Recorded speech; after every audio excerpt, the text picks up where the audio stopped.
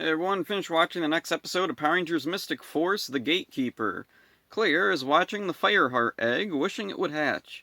The bad guys, meanwhile, kidnapped an old guy who turns out to be the Oracle. He tells them how to release Mordecon from the underworld. They need to use the Gatekeeper.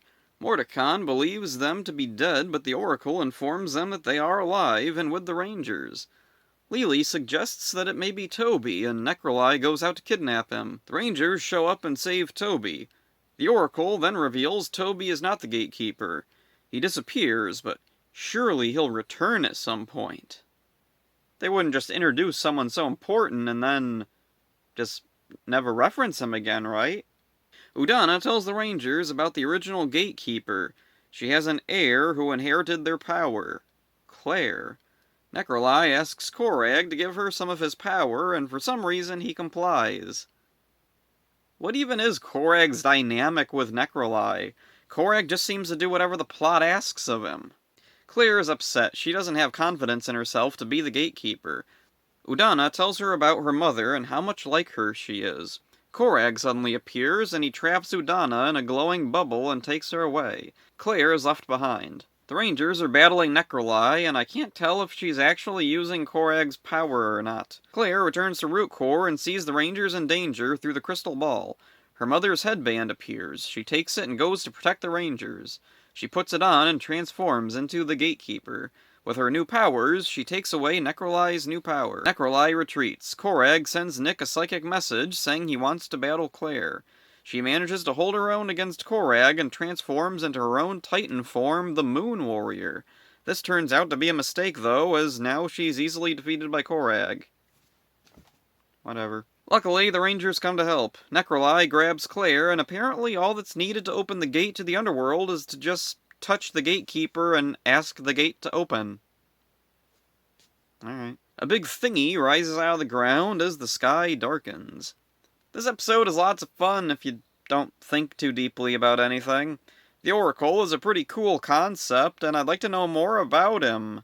Why was he hiding among humans? How does he know the bad guys? Why don't they just try to kill him when he doesn't give them the answers they want? Were there plans to bring him back ever? Toby gets some nice moments, though it's mostly just trying to get away from Necroli. I like having a main non-Ranger character get involved so early on. It reminds me of when Bulk and Skull were trapped on that bus back in MMPR. Claire, being the Gatekeeper, is kind of out of nowhere, but also kind of sort of makes sense. She's already with Udana from the start, so that's probably why. I would have liked to have some more backstory about her mother, and what about her father? Does she even have a father? Korag is as inconsistent as ever. Is it honorable to give Necroli some extra power? What about kidnapping Udana? Honor is just whatever he happens to be doing in the moment, I guess. Why does he even help Necroli? From what's been established so far, he should have just called her Hag and ignored her. What did Korag's extra power even do? When Necroli fights the Power Rangers, she's no different than in the past. Sure, she's strong, but and not any more exceptionally than in the past. Claire has a transformation of her own now. How much you want to bet it goes nowhere after this two-parter? It would have been cool to have Claire stick around as a non-Ranger ally like Blue Centurion or Magna Defender. But from what I remember, she never transforms again after this. The big castle that rises from the ground is a cool visual, but is this supposed to be the villain's base? Wasn't their base just a big pit dug by the Hydra Worm? Was the castle built around it, or did the bad guys, have a castle they carved out, and then luckily the Hydra Worm just happened to hollow it out for them? Mystic Force is fun, but it lacks the cohesion the early SPD had.